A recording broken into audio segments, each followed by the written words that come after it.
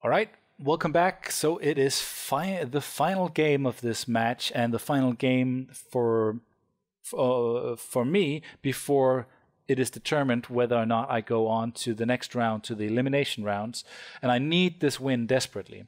So I'm thinking Rogue's Gallery, it's probably not going to give me this win because he's playing Obedient Dead.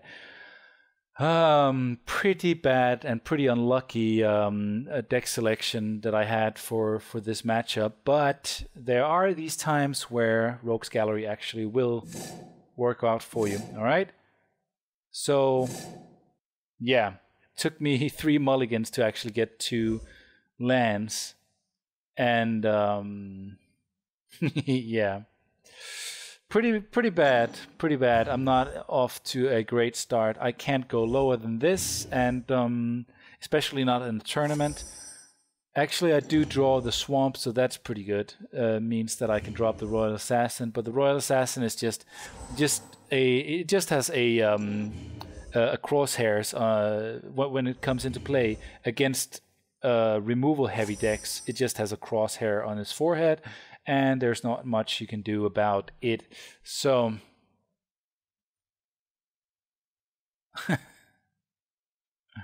yeah, I'm just whining and complaining like I tend to do. I draw a Ribbons of Night, which is not what I want to see. I actually want to see I would like to see an Ink Fathom Infiltrator or something cheap that will allow me to start attacking. Because I know I'll probably have to get through a lot of removal in order to do damage or to get my deck going. I'm thinking Necromantic Thirst. I was a little bit in doubt of whether or not to include it, and I have included just 1 copy of it, and it's what's gonna make me feel a little more comfortable with actually playing my creatures against Obedient Dead, because they might come back to me if I lose them. But he is going to go ahead and play Myers Toll right away. He's going to have a full selection of what he wants to get rid of, and I think he gets rid of the Followed Footsteps because it was a huge threat, or it was a huge factor in our game 1 or Servants against Grim Procession. I don't think it was the right choice in this matchup. I don't think Followed Footsteps is as good in Rogue's Gallery as it is in some of the other decks. Crosswinds, I think, and is it Crosswinds? I think it's Crosswinds or Stream Puppets, I'm not sure. And or Servants. Anyways, draws a second Ribbons of Night, which is absolutely not what I need. Absolutely not. But at least I draw a land, so I'm hoping that he draws that he goes ahead and casts a lot of creatures so I can actually get a little bit of value out of it. With either Ribbons of Night or Baron's Spite. But so far, so not so good. Yeah, I'm able to swing in for 1 every turn. In my opinion, Obedient Dead is probably the best stabilizing deck and the most powerful deck in the format.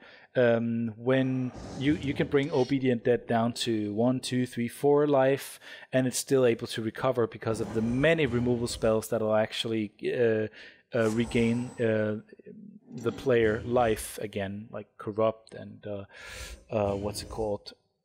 There's a bunch, or there's at least a few. So just gonna swing in. I'm pretty sure he removes it this turn. Yeah. He's thinking, all right, that's enough of your shenanigans. And I'm just going to go ahead and play the Dimir Guildmage, which is probably just going to go through the same bullshit. But I do have Necromantic Thirst. I'm thinking that I might want to get back my Royal Assassin because he's starting to hit the land drop. Here comes the crazy creatures. And here comes the crazy creatures. Griselbrand. And unfortunately, I'm not able to swing in, or else I would have dropped the Necromantic Thirst and brought back my Royal Assassin so I can do something about it. Here, is one of the problems. I don't have enough mana. I've been mana screwed a little bit. So I don't have enough mana to combine, for example, Ribbons of Night and Agony Warp, which sucks so much. And another thing is I'm considering keeping mana open for tricks or for Agony Warp, but even though it's not going to make it be a huge difference maker, I think what I should have done here was to go ahead and draw myself a card. And that was pretty much the only thing that could have perhaps given me a little bit of time or advantage or whatever. But he's able to swing in. I'm not too worried about his life total right now, because right now I'm just worried about actually surviving. And if I had drawn a card, maybe I would get closer to, well, I would have drawn a Dimir Guildmage, but there was a bigger chance that I would have drawn a land this turn. So he goes ahead and just kills that, so it's pretty much GG from here on out. Tendrils of Corruption was the card that I thought about, and of course there's Insanguinate. There's different ways of gaining life. The Nighthawk, there's Griselbrand, there's so many different ways of regaining life, and its endgame creatures are just fucking insane, to say it politely. Anyways, yeah, it's GG, and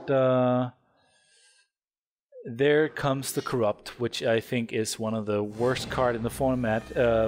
Not worst in the sense that it's bad, worst in the sense that it's just too OP. It's just too good. At least for Obedient Dead. Anyways, I'm out of the tournament. I've enjoyed my 5 rounds. I was a little bit down when it happened, and wasn't too happy about it.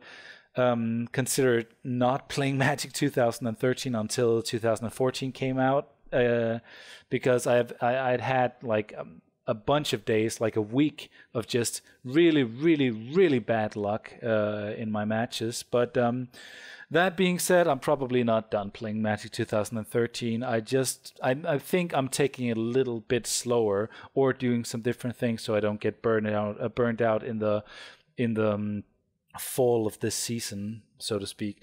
Anyways, I hope you enjoyed it. I will definitely bring you guys more, and I also have, if I haven't posted it, I have more Modded for Greatness videos in the works, and I do have some plans on doing some community events with Modded for Greatness, or with the modded decks. So hope you're looking forward to that, and please check out Devil Wooster's channel, and I'm forgetting who else is posting.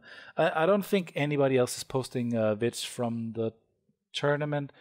AJ should be posting, even though he's not, but he should be posting since he is capable of recording, and he's actually, I think at this point, he hasn't played his round 5 match. He will have played it when this video is up for you guys, but he is definitely... he's a great player, and he's 4-0, I think. So look forward to I hope to, I should be playing some while I'm recording the voiceover here, or the commentary.